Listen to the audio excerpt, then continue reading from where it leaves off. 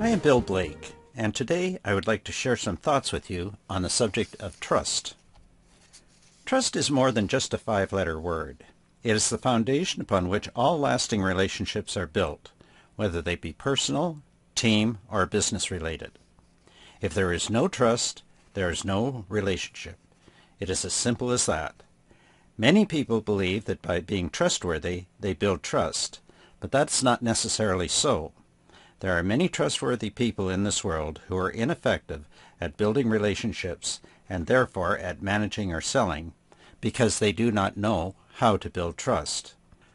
Unfortunately, there are some others who are very skillful at building trust, but who are just not trustworthy. Building trust is a skill, and like all skills, it can be mastered. Basically, it is a three-step process that involves understanding the elements of trust, identifying your own strengths and limitations, and using adaptability to build trust. Let's take a look at the elements of trust. The first is reliability. In the business world, reliability is the most obvious element in building trust. People and organizations are continually being assessed on their reliability. Do they do what they say they will do? Can you count on them to keep agreements or commitments? Do they achieve the standards you expect? Etc., etc. Accepting people the way they are is the second vital element in building trust. To the degree that we accept other people the way they are, we value diversity. Acceptance is the opposite of judging.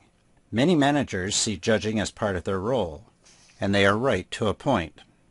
Judging or evaluating performance is important, but accepting people is essential. The third element is openness, the willingness to give and receive feedback. There is no secrecy. You are free to not only give, but receive honest feedback. And remember, feedback is an essential component of peak performance. The fourth element in building trust is congruence. It is more than just saying what you mean and meaning what you say. Congruence means practicing what you preach, or walking the talk. It is integrity in action. In summary, then, the key to building and maintaining trust lies in developing these four elements: reliability, acceptance, openness, and congruence. Our personal behavioral style is naturally strong in two, maybe three, of these elements, and naturally weak in at least one. That means that if we wish to be effective in building trust, it is important that we discover our strengths and our limitations. To identify your strengths and limitations requires an assessment instrument similar to the DiSC Classic Personal Profile System.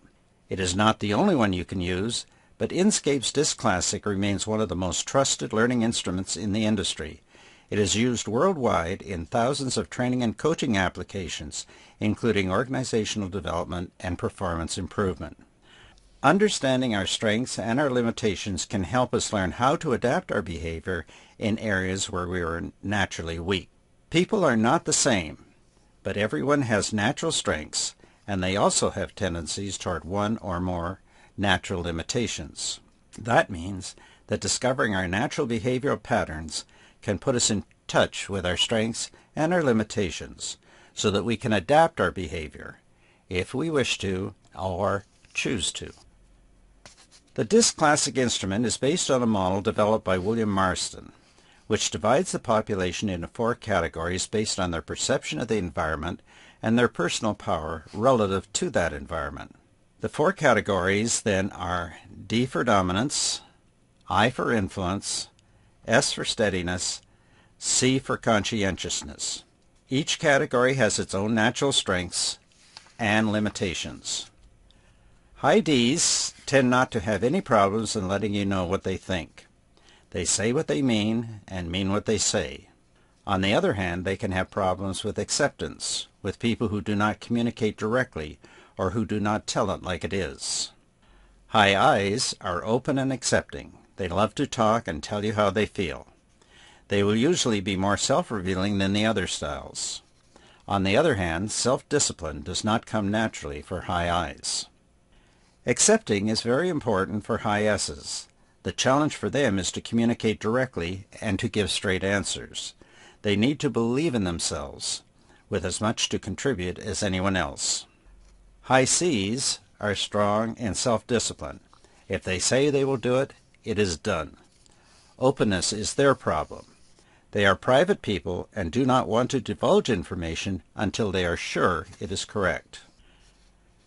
The third step in the process of building trust is in using adaptability. The key to adaptability is to first recognize that each behavioral style tends to judge others by their own natural strength. High Ds expect you to be congruent or direct, in other words, straightforward. High Is expect you to be open and verbal. High S's expect you to be adapting and to listen to them. High Cs expect you to be reliable, on time, and meet their standard of quality. While it is important to be conscious of using all four elements of trust, special emphasis must be placed on meeting the expectations of the person whose trust you want to gain.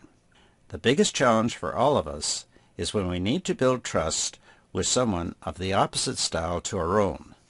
That is not easy.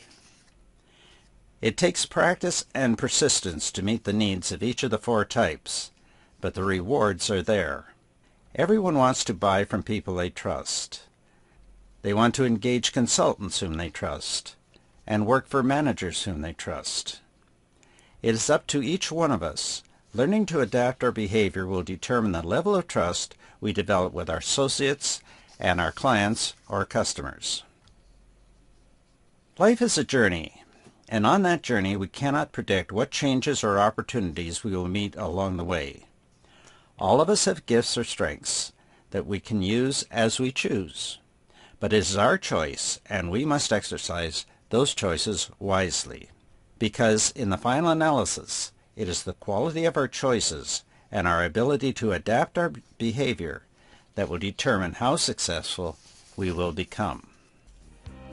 Thanks for watching this brief video, and good luck on your